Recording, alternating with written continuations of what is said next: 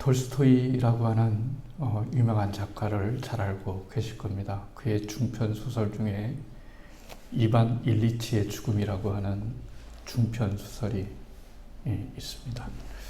주인공은 이반 일리치입니다. 그의 직업은 고등법원 판사입니다. 판사입니다. 그런데 이 사람의 살아가는 패턴은 정해져 있습니다. 고등법원 판사니까 지위가 굉장히 높죠. 그런데 일상생활에서는 오래전부터 아내에 대한 사랑은 식었고 자식들은 도무지 이해를 하지 못하는 그런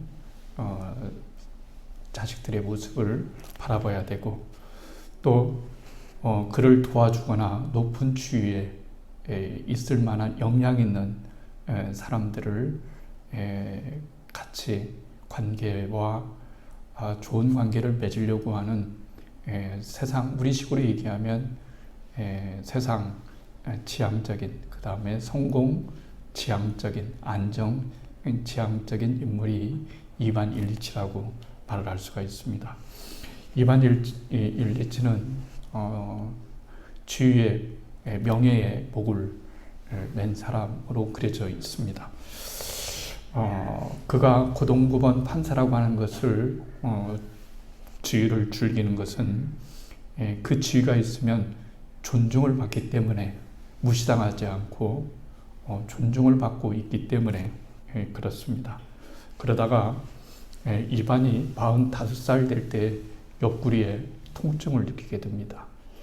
처음엔 대수롭지 않겠다고 생각을 했는데 통증이 점점 심해지는 거예요. 그래서 병원에 갔더니 의사들도 정확한 진단을 내리지 못하고 처방을 하는데 비싼 약만 처방하고 별로 의미가 없는 치료를 계속 받다가 나중에는 점점 중병이 또 발전이 되어지고 이제는 죽겠구나 하는 그런 생각이 드는데 실제로 중병에 걸리게 되었습니다. 중병에 걸리면 사람이 죽음을 비로소 바라보게 됩니다. 사람이 어느 때 진지하게 살아갈 수 있냐면 죽음을 한번 바라볼 때 인생이 달라집니다. 병원에 가면은 환자 가운이 있습니다. 환자 가운을 입고 있는 많은 사람들 중에는 살 날이 얼마 남지 않은 많은 사람들도 지금 이 시간에 병원에서 창문가를 바라본 창가를 내다보면서 여러 가지 꽃들을 만개하지만 어떤 사람은 그 꽃이 눈이 들어오겠고 어떤 사람은 아무것도 들어오지 않는 그런 입장에 서 있을 수가 있습니다. 이반 일리치가 중병에 걸리고 난 다음에 여러 가지를 깨닫기 시작합니다. 특히 인간의 유한성을 깨닫게 됩니다. 뻔한 거 아니겠습니까? 그런데도 중병이 걸리기 전까지는 죽음이 왔구나 라고 생각하기 전까지는 별로 인간의 유한성을 그냥 개념적으로만 알았습니다. 인간이 유한하지 누가 모르겠어요. 그런데 정말 중병에 걸리고 나니까 인간이 허망해지는 겁니다. 이렇게 해서 인간이 끝나는다는 것이 도무지 믿어지지가 않습니다. 그런데 이반 일리치를 슬프게 하고 화나게 하는 것은 주변 사람들입니다.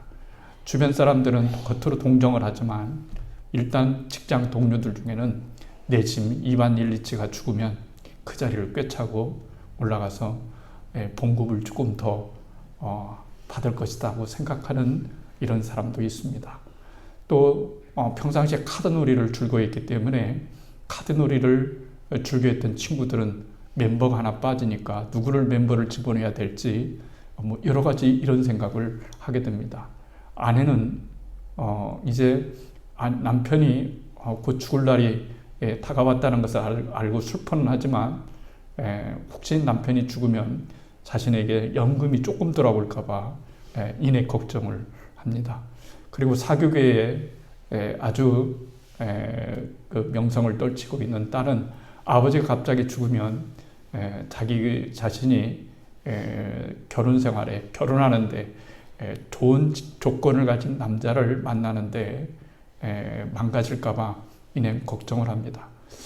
가만히 생각해 보니까 자기를 진심으로 생각해 주는 사람이 하나도 없는 거예요.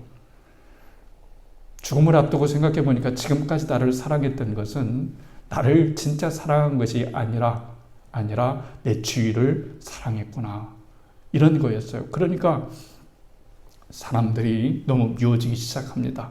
그런데 더 미워지는 것은 자기 자신이 그런 사실을 모르고 살아왔다는 것이 더욱더 마음이 아픕니다. 결국 이반 일리치는 죽게 됩니다.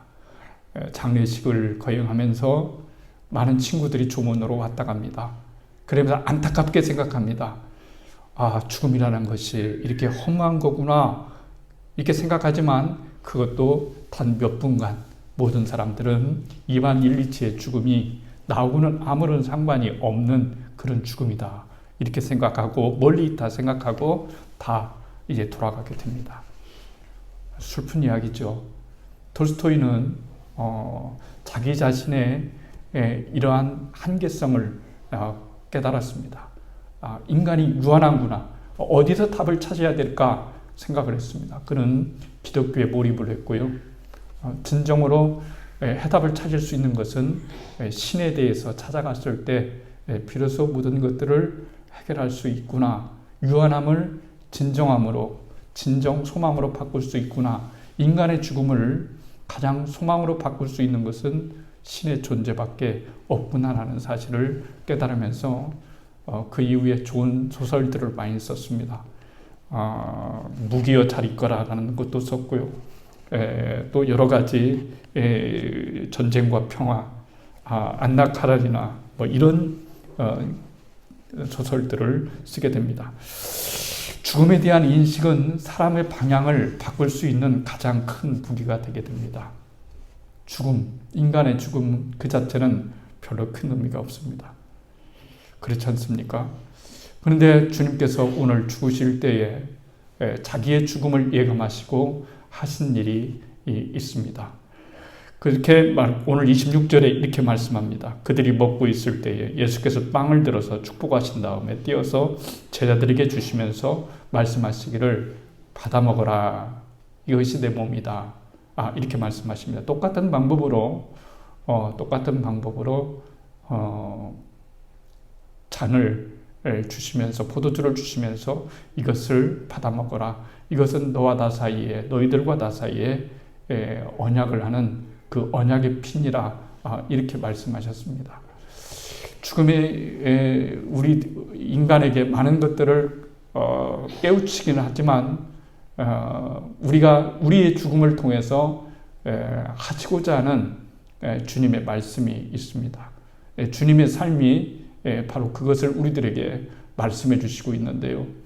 예전에 지금 주님께서 이제 조금 있으면 십자가에 못 박혀서 돌아가시게 되는 것입니다.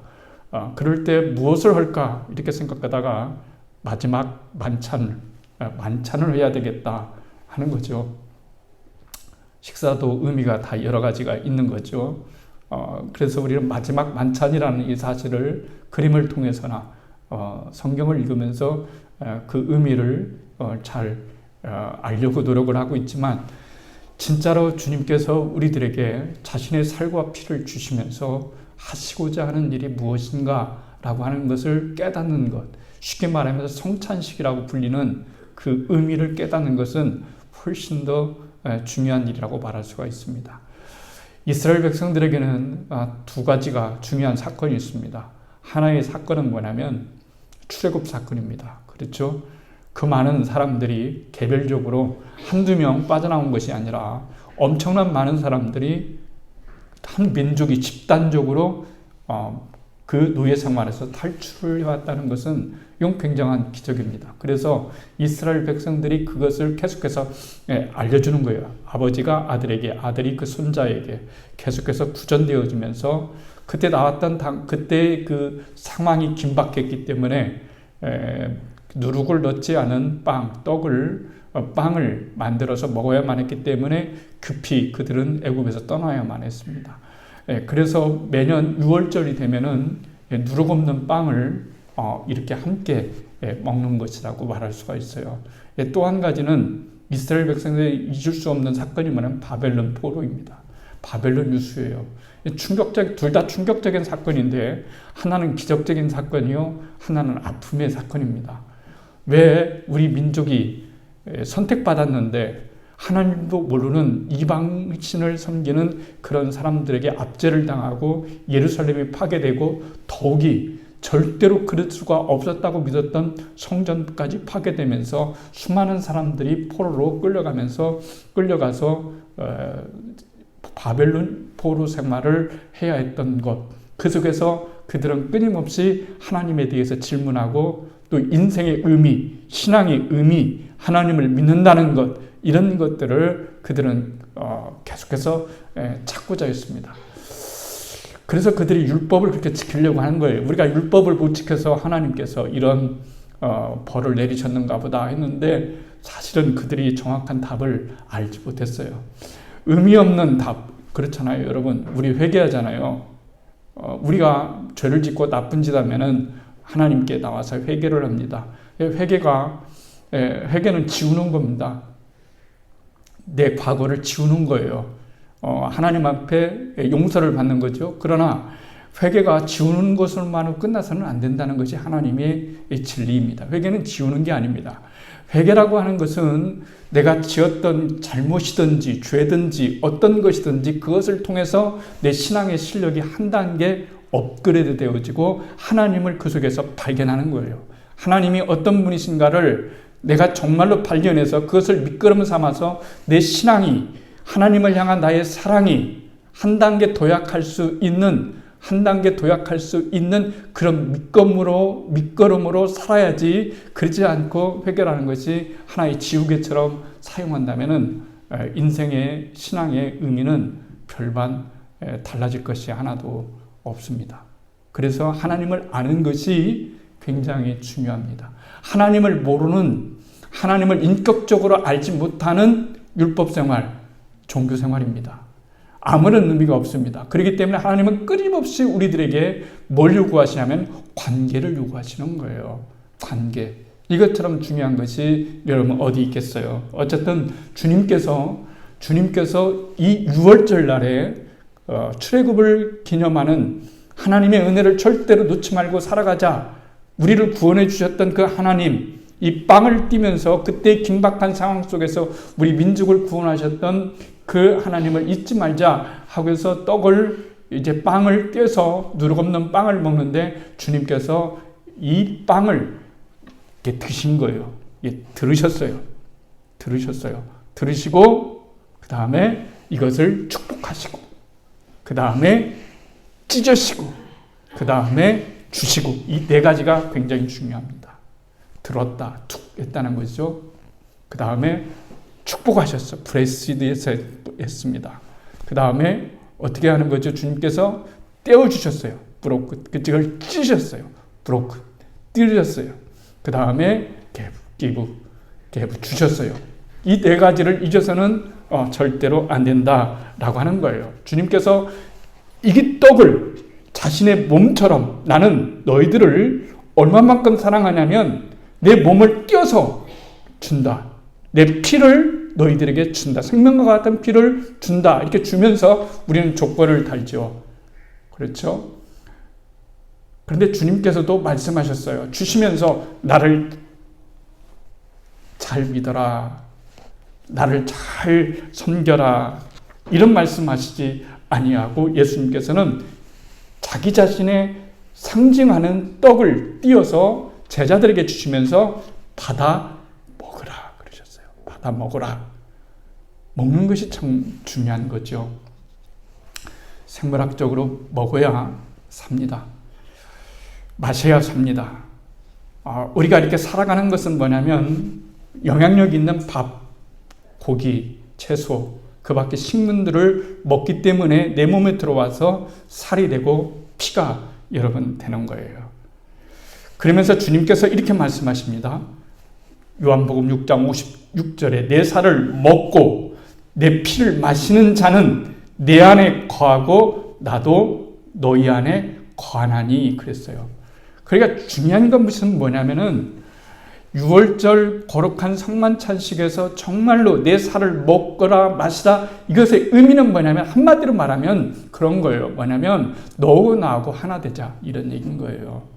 하나 되자. 어렵게 생각할 필요 없습니다. 하나 되자. 그렇죠? 하나 되는 것이 굉장히 여러분 중요합니다. 그렇죠? 우리 모두는 하나님의 가족이니까 하나입니다. 아무리 숫자가 많다 할지라도 한 가족이 되지 못하면 그건 의미 없는 공동체입니다. 그러나 아무리 숫자가 적는다 할지라도 하나님의 가족으로서 하나가 된다면 그 공동체는 살아있는 공동체요, 유기적인 공동체로서 하나님의 의미를 갖는 것이라고 말을 할 수가 있습니다. 그래서 우리는 예수님의 살과 예수님의 피를 받아 먹고 마심으로써 예수님과 연합이 되어서 그때부터는 내가 달라지는 거예요. 뭐가 달라지는 것인지요? 내가 보는 것이 달라지고, 말하는 것이 달라지고, 행하는 것이 달라지고, 관점이 달라지는 거죠. 누구의 관점으로 달라지냐면 예수님의 관점으로 우리가 달라지는 거예요. 이게 달라지는 겁니다. 예수님께서 돌아가실 때 일어났던 일이 있죠. 여러 가지 일이 있었는데 그 중에 하나가 성소의 휘장이 찢어졌어요. 그렇죠. 지금 많이 변했잖아요. 예전에는 교회에 보면은 좀 답답한 느낌이 많이 들었죠. 그렇죠. 우리가 개척교회 상가에 있을 때도 이 강단 안쪽에는 아주 색깔이 다양하겠지만은 아주 두꺼운 천이 이렇게 쳐져 있었어요. 그렇죠. 그런 것처럼 옛날에는 성막에는 뜰이 있고, 바깥 뜰이 있고, 여러분들이 앉아있는 성소가 있고, 그리고 1년에 한 번씩 대제사장만 들어갈 수 있는 지성소가 있었어요. 지성소가 있었단 말이에요. 근데 예수님께서 죽으시면서, 근데 이것은 커튼은, 이 지성소를 가리는 이 커튼은 말이죠, 우리가 말하는 저런 얇은 커튼이 아니라 무척 무겁고 단단하고 두꺼운 그런 천으로 되어 있어요. 그런 천으로 되어 있습니다. 그래서 거기는 1년에 딱 한 번만 대제사장이 들어가도록 되어 있어요. 다른 대제사장들은 감히 지성소를 들어갈 수가 없었어요. 왜냐하면 거룩한 하나님이 계신 곳에 추한 인간이 들어가서 살아남을 수 있는 확률은 굉장히 없기 때문에 하나님과의 거리가 항상 어느 정도의 거리가 있어야 된다는 율법 규정 때문에 그런 거죠. 그런데 예수님이 돌아가실 때 그 단단했던, 그 질겼던 그 두꺼운 휘장이 위에서 아래로 찢어졌던 거예요. 찢어졌던 겁니다. 이 의미를 하나밖에 우리는 몰라요. 첫째, 여러분들이 아는 의미가 뭘까요? 우리가 보통 그러죠. 첫 번째 의미는 지금까지 우리는 하나님 앞에 나아갈 수 없는 죄인이었지만 예수님의 십자가의 놀라운 그 십자가의 사랑과 십자가의 보배로운 피로 우리가 죄사함을 받고 속죄함을 받고 하나님 앞에 나아갈 수 있는, 지성소까지 나아갈 수 있는 그런 놀라운 은혜를 입었다는 그 사실 하나만 아는 거예요. 그러나 또 한 가지 더욱더 중요한 것이 있습니다. 예수님께서는 더 이상 예수님의 이 속을 찢어짐으로써, 예수님이 십자가에서 찢어지심으로써 자기의 본질을 보여주신 거예요. 휘장이 찢어지면서 그 지성소 안에 있는 하나님의 진정한 의미를 보여주신 거예요. 지금까지 예수님은 목수였어요. 예수님은 가난한 분이셨어요. 연약한 분이셨어요. 예수님은 정말로 인간의 가장 밑바닥에서 사시는 그런 분이셨어요. 그러나 예수님이 십자가의 못을 박히시고 난 다음부터 이 성소가 찢어지고, 그리고 그 영광이 우리 인간에게 열려졌는데, 이제 그분은 단순히 턱수염을 길게 하시고, 얼마나 멋있어요. 여러분, 턱수염을 길게 하시고 멋지고 샌들을 신으시고 그런 분이 절대로 이제는 아니시라는 거예요. 초림에 왔던 그런 분이 아니시라 이제는 예수님께서는 죄를 이기시고 죄의 문제를 해결하시고 인간의 모든 죽음의 문제를 해결하신 만왕의 왕으로서 예수님을 밝게 보여주는 놀라운 사건이 바로 휘장이 찢어지는 그런 사건을 통해서 예수님이 찢어지고 그래서 보여지는 그 사건을 통해서 우리는 지금도 살아계시는 예수님을 우리는 경험할 수가 있어야 된다는 거예요. 그렇지 않고 주일날만 나와서 예배를 드리는 것이 전부라고 생각한다면 그건 종교 생활인 거예요. 24시간 365일 언제나 주님은 우리 안에 계시기를 진정으로 원하시는 거예요. 그러니까 우리가 생각할 때 저 사람 하나님의 소리를 듣는데 음성을 듣는다네, 이것이 별로 중요한 문제가 아니에요. 왜냐하면 진짜 주님을 모시고 산다면 주님의 음성을 들을 수밖에 없고 또 주님과 대화할 수밖에 없고 주님과 교제할 수밖에 없는 것이 바로 신앙생활의 근본적인 중요한 요소이기 때문에 여러분 그런 거예요. 이것이 주님께서 우리들에게 말씀해 주신 거예요. 예전에는 언약 있지 않습니까? 오늘 본문에도 이 잔을 받아 마시라. 너희들과 나와의 새로운 언약이다 그랬어요. 언약은 두 가지가 있어요. 옛 언약이 있고 새 언약이 있는 거예요. 옛 언약은 실제 쉽게 말하면 십계명인 거예요. 십계명이에요. 그것은 외부로부터 안으로 들어오는 거예요. 그러니까 이건 종교적인 거예요. 그리고 이것은 인간을 살리지를 못해요. 왜냐하면 인간은 아무리 잘한다 할지라도 십계명을 다 지킬 수가 없어요. 십계명을 다 지킬 수가 없습니다. 인간은. 그렇기 때문에 인간은 하나님의 약속을 파기할 수밖에 없고, 파기하면 인간은 죽을 수밖에 없고, 어떤 약속이 이루어질 수가 없는 그런 상태이지만 예수님께서 십자가에 죽으시고 그 피를 받아먹고 생명의 떡인 떡을 받아먹고 예수님과 하나가 됐을 때는 이제는 주님께서는 새로운 언약은 영이시는 거예요. 영이신 거예요. 영은 우리 안에 들어와 계시는 거예요.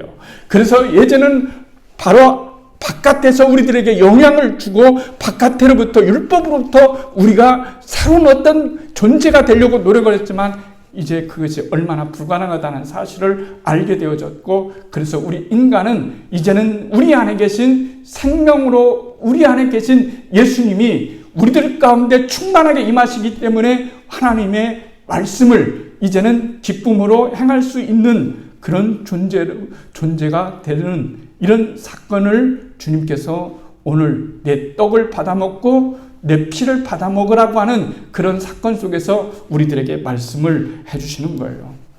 그렇기 때문에 성경은 우리들에게 그렇게 말씀하시는 거죠. 이걸 받아먹어라.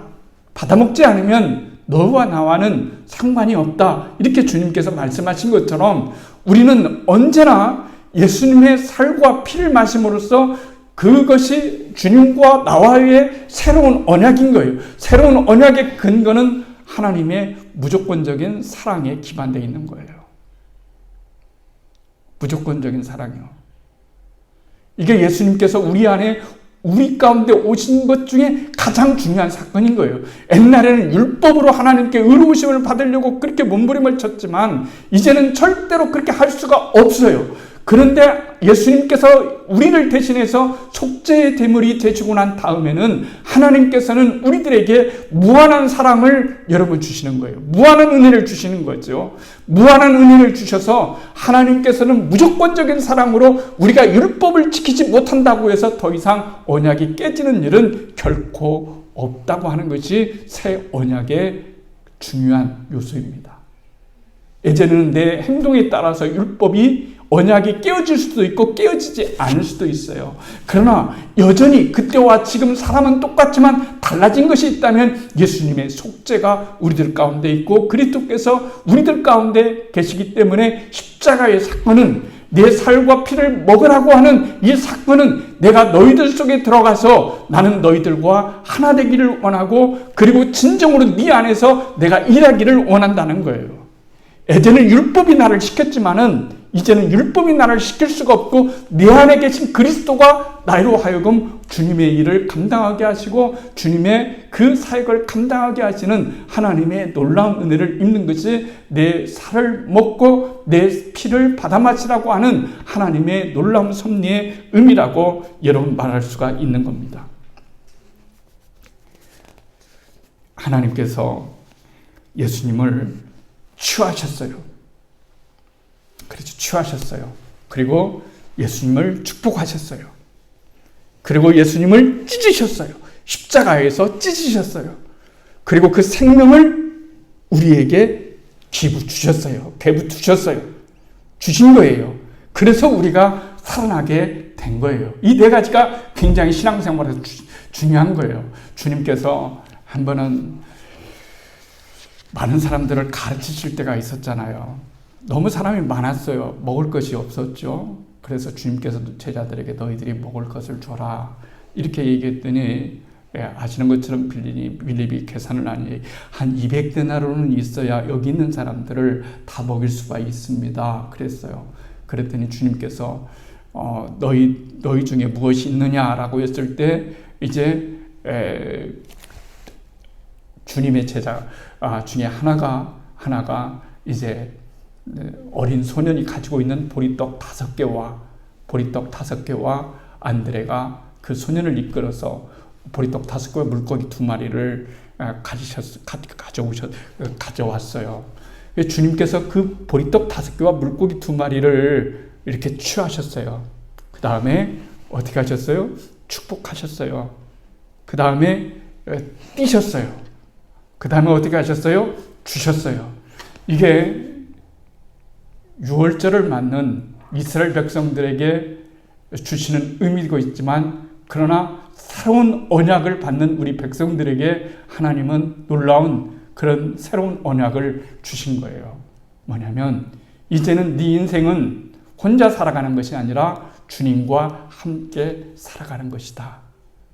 이 말씀을 주시는 거예요. 그러니까 우리가 아무리 예수님의 옷자락을 붙잡고 있는다 할지라도 예수님과 마음이 멀면 구말리에 떨어져 있는 거예요. 그러나 아무리 멀리 있다 할지라도 예수님과 함께 있으면 우리는 가장 예수님과 가까운 사이가 되는 것처럼 하나님께서 우리들에게 진정으로 원하시는 것은 아까 기도한 것처럼 진정한 사랑인 거예요. 너와 내가 연합해서 하나가 되자. 너희들 삶은 혼자 사는 것은 불가능해. 그렇지만 내가 너희들에게 들어가기 때문에 이제 너 안에서 내가 새 일을 행하겠다라고 말씀하신 것이 새 언약의 의미라고 말할 수가 있습니다. 그러면서 주님께서는 똑같은 방식으로 우리들에게 말씀하시는 거예요. 너는 하나님께 정말로 붙들림을 받고 있는지, 그리고 하나님께 진정으로 축복을 받고 있는지, 그리고 하나님이 너희를 떼어내시는지, 그리고 떼어서 이것을 다른 사람에게 생명을 살리는 것처럼 주고 계시는지, 이것이 우리 신앙생활에서 가장 중요한 거예요. 주님 만사형통하게 해주세요. 제발 아무 일도 안 일어나게 해주세요. 그런 인생은 없어요. 그런 인생이 어디 있겠어요. 주님, 전 좋은 일만 일어나면 참 좋겠어요. 이제 예수님 믿었으니까요, 꽃길만 걸을래요. 꽃길만 거는 것이 없는 거예요. 예수님의 길은 꽃길이 아니고 십자가의 길입니다. 십자가의 길인 거예요. 꽃길만 걸어서 예수님을 알고 하나님을 다 안다면 하나님이 그렇게 막 하시겠지만, 인간은 꽃길만 걸어서 절대로 하나님을 알 수 있는 확률은 제로이기 때문에 그런 거예요. 인생은 꽃길이 아니라 십자가의 삶을 걸어갈 때, 그래서 하나님께서 나에게 얼마나 나를 사랑하시는지, 얼마나 나를 살리기를 원하시는지를 비로소 아시는 거예요. 그래서 하나님께서 이 땅에 오셔서 꽃길을 걸으신 것이 아니라 십자가의 길을 손수 여러분 걸으신 거예요. 손수 걸으신 겁니다. 하나됨, 살림, 이것이 중요한 거예요. 나는 너와 하나 됐다. 내 살을 먹었으니, 내 피를 마셨으니 너희들은 나와 하나야. 나는 너희들을 위해서 죽었으니 나와 너는 하나야. 이렇게 하나됨의 중요성을 우리에게 말씀하시고, 두 번째는 살리는 것이 그렇게 중요한 거예요. 주님은 살리러 오셨어요. 우리는 서서히 태어났지만 태어난 순간부터 죽어가는 것처럼 우리는 죽어가면 죽는 것이 아니라 다시 살림으로 하나님께서 우리들에게 놀라운 은혜를 베풀어 주시는 거예요. 우리가 이걸 몰라요. 여러분, 예수 믿으면 구원받아요. 하나님의 자녀가 돼요. 의롭다고 여기심을 받아요. 죽으면 다시 살아날 것이에요. 왜 모르겠어요. 이렇게 개념으로 알지 말고 진짜 너의 삶 속에서 진짜 알기를 원한다. 진짜 아는 거하고 개념하고는 너무 다르잖아요. 내가 너희 가운데 하나가 된다는 것이 얼마나 이게 큰 축복이고 은혜인가를 너희들이 깨달았으면 정말로 좋겠구나라고 하는 거예요. 그래서 주님께서 우리들에게 그렇게 말씀하시는 거예요. 나같이 못난 인간도 주님께 들려져야 된다는 거예요. 나 같은 못난 죄인도 하나님이 나를 축복하시는 거예요. 축복하세요. 그 축복하시고 난 다음에 어떻게 하는 거예요? 우리를 찢어주시는 거예요. 띄시는 거예요. 우리는 안 찢어지려고 합니다. 그러나 찢어져야만 됩니다. 내가 찢어져야만 내 살을 먹고 마시라고 하는 주님의 진정한 의미를 깨달을 수가 있기 때문에 그런 거예요. 그래서 우리는 예수님을 믿고 난 다음에는 이제는 더 이상 우리는 개념 속에 살아가지 않습니다. 실제적인 그리스도를 모시고 살아가는 거예요. 그래서 내 살과 내 피를 마시면서 주님께서 우리에게 새로운 생명을 주셨듯이 우리도 찢어져서 주님께 축복을 받아서 주님께 들려주셔서 축복을 받고 찢어짐을 받아서 다른 사람에게 주시는 다른 사람의 그 고통에 함께하는 그리고 그 배고픔에 함께하는 그 놀라운 하나님의 은혜를 함께 나누라고 하는 것이 그리스도의 삶의 본질인 거예요. 나만 잘 먹고 나만 잘 입고 아무런 의미가 없어요. 여러분 어저께 아내가 그래요. 어저께 연예인인데 결혼했다고 그래서 많은 가수들이 와서 축가를 불러주고 뭐하고 이런 거 별로 중요한 건 아니에요. 소극적인 선이 있고 적극적인 선이 있어요. 소극적인 선이라고 하는 것은 뭘까요? 남한테 피해만 안 주면 돼요. 남한테 잘못만 안 하면 되는 거예요. 그럼 노터치하면 되는 거예요. 그러나 주님은 우리들에게 소극적인 선을 말하는 것이 아니라 인생을 적극적으로 살아가라. 내가 하나님께 들려서 축복을 입고 찢어지고 그리고 이 살을 줬듯이 진정한 그리스도의 삶이라고 하는 것은 그리스도의 은혜의 삶이라고 하는 것은 철저하게 하나님께 취함을 받고 우리 취함을 받았잖아요. 다 하나님께 붙들으심을 받았잖아요. 예수님께 붙드심을 받았잖아요. 그 축복을 받았잖아요. 하나님 나를 언제 축복하신 적이 있어요? 축복 받았잖아요. 우리 황 권사님이 대표 기도할 때 오늘 이 꽃들을 바라볼 수 있는 것이 얼마나 여러분 축복을 따져보면 얼마나 많은 예수를 믿는 이 축복은 얼마나 큰 축복이겠어요? 여러분 축복을 받았잖아요. 그러고 난 다음에 우리를 띄어야 돼요. 찢어지는 아픔이 있는 거예요. 내 것을 떼어주려면 아픔이 있는 거예요. 뭘 떼어주든지 간에 내 개인적인 희생이 없으면 뛸 수가 없는 거예요. 그러나 주님은 자신의 살을 띄어서 주셨기 때문에 우리가 살 수가 있었던 것처럼 우리는 적극적인 삶을 살아갈 필요가 선을 향해서 살아갈 필요가 있습니다. 하나도 안 부러워요. 뭐 운동선수, 뭐 연예인 여러분 한 달에 1년에 수백억씩을 벌어요. 뭐해요. 그런데 남한테 피해 준 적은 하나도 없어요. 선하게 살아요. 착해요. 주님은 그런 삶을 원하시는 게 아니에요. 네가 훌륭하든 훌륭하지 않든 크든 작든 너의 것은 띄어서 줘야 된다. 내 살을 받아먹고 너희들이 산 것처럼 네 피를 받아먹고 네 살을 받아먹고 산 사람이 있느냐 물으신다면요. 어떻게 하겠냐는 거예요. 그게 진정한 성찬의 의미예요. 아까 말씀을 드린 대로 부활절이 되기 전에 고난주간에 예수님의 고난에 참여한다고 굶주리는 거 옛날에 저 금식 많이 했어요. 지금 살쪘잖아요. 옛날에는 빼빼 말라가지고 53kg 뭐 이렇게 나갔을 적이 있었거든요. 그러면 사람들이 굉장히 오해를 많이 해요. 뭐냐면은 금식을 참 많이 하시는가 봐요. 목사님. 그래요.